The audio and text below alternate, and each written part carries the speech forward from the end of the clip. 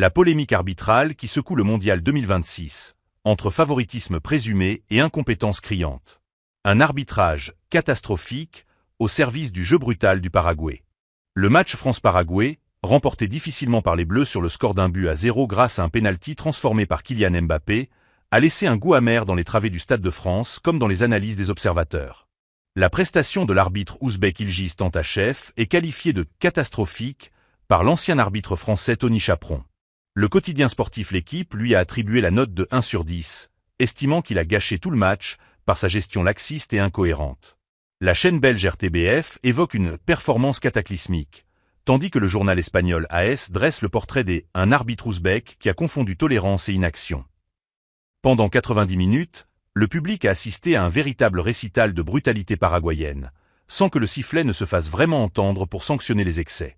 Malgré des coups de coude volontaires, des poussettes systématiques dans le dos, des tacles vicieux et plusieurs gestes d'anti-jeu manifestes, les joueurs paraguayens n'ont reçu aucun avertissement de la part de M. Tantachev.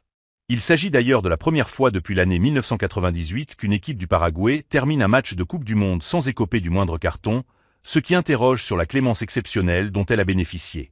La star suédoise Zlatan Ibrahimovic, suivie par des millions d'abonnés sur les réseaux sociaux, a ironisé en ces termes « J'aurais pris 4 cartons rouges dans ce match ».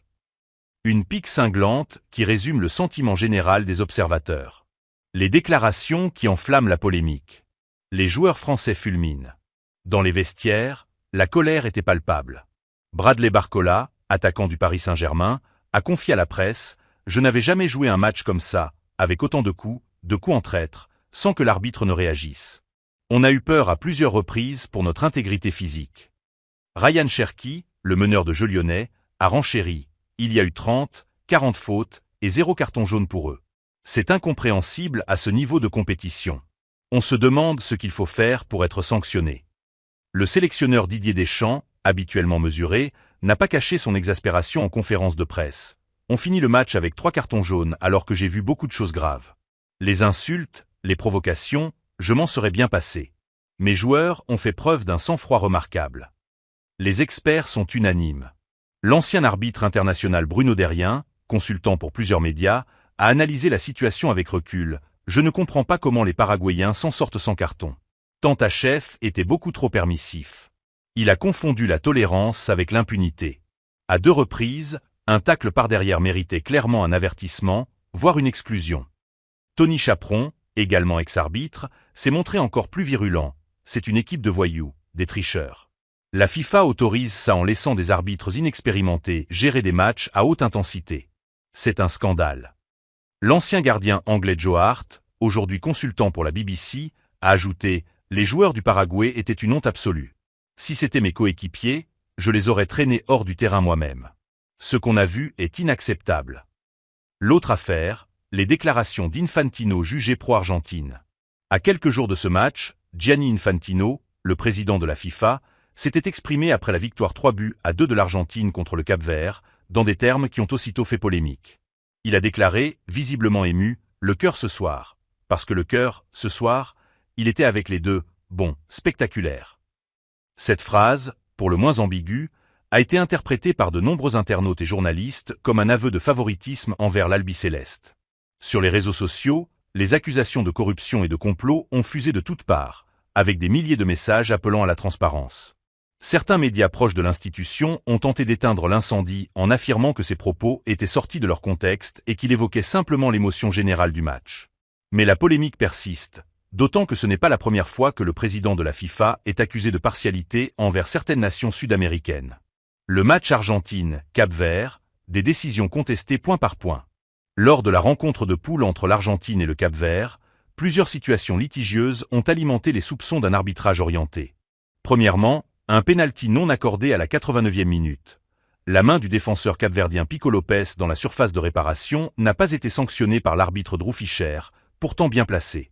L'ancien sélectionneur italien Fabio Capello, consultant pour la RAI, a estimé qu'il s'agissait d'une main claire et que l'Argentine aurait dû avoir un pénalty. Ce refus a privé l'équipe africaine d'une occasion en or d'arracher le match nul. Deuxièmement, une gestion du temps additionnel jugée partiale par les supporters. De nombreux fans ont dénoncé le fait que 8 minutes de temps additionnel aient été accordées lorsque l'Argentine était menée au score, contre seulement 3 minutes lorsqu'ils ont tenté de revenir dans le dernier quart d'heure. Cette disparité a renforcé le sentiment d'injustice. Troisièmement, le sentiment général partagé par des milliers d'internautes. Des pétitions ont circulé sur change.org réclamant une enquête indépendante sur l'arbitrage de ce match, estimant que la FIFA devait rendre des comptes sur la désignation des arbitres et leurs performances. La thèse du complot. La FIFA veut-elle sacrer l'Argentine? L'accumulation de ces éléments, absence de carton pour le Paraguay, déclaration controversée d'Infantino, pénalty refusé au Cap-Vert, nourrit une théorie récurrente dans les forums et les médias alternatifs. La FIFA, dirigée par Infantino, souhaiterait faciliter le chemin de l'Argentine vers un nouveau titre mondial, pour des raisons à la fois commerciales, marché sud-américain très lucratif et politique. Courte durée de Lionel Messi, image de marque. Les arguments avancés par les observateurs critiques sont les suivants. L'arbitrage laxiste profiterait de manière générale aux équipes sud-américaines, réputées pour leur jeu engagé, mais pas nécessairement brutal. La déclaration d'Infantino est perçue comme un signe de partialité inacceptable de la part du plus haut responsable de l'instance mondiale. Le pénalty refusé au Cap-Vert et l'absence de carton pour le Paraguay sont vus comme des décisions destinées à protéger le parcours de l'Albiceleste en éliminant ou en affaiblissant ses rivaux potentiels. Certains analystes stratégiques rappellent que le Paraguay, en éliminant l'Allemagne en huitième de finale, représentait un danger réel pour l'Argentine. Son match brutal contre la France avait donc un double enjeu, éliminer un prétendant sérieux, la France, tout en préservant les forces paraguayennes pour un éventuel choc contre l'Argentine en demi-finale. Ce scénario, s'il était avéré, relèverait d'une manipulation pure et simple de la compétition. Un mondial sous le signe de la défiance. Que ce soit par incompétence pure, par calcul politique ou par simple désordre organisationnel, l'arbitrage de ce mondial 2026 est désormais au cœur d'une polémique mondiale qui risque de laisser des traces durables dans l'histoire de la compétition. Les décisions contestées en faveur de l'Argentine et au détriment du Cap-Vert, associées à l'absence totale de sanctions pour le Paraguay malgré son jeu brutal, alimentent un sentiment grandissant de favoritisme institutionnel. Les déclarations maladroites de Gianni Infantino, perçues comme une prise de position personnelle, n'ont fait qu'accentuer la défiance des supporters, des observateurs et même de certains anciens joueurs.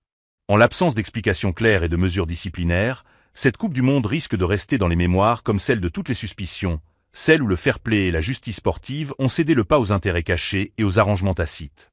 Une ombre que la FIFA, plus que jamais, devra dissiper si elle veut préserver la crédibilité de son événement phare.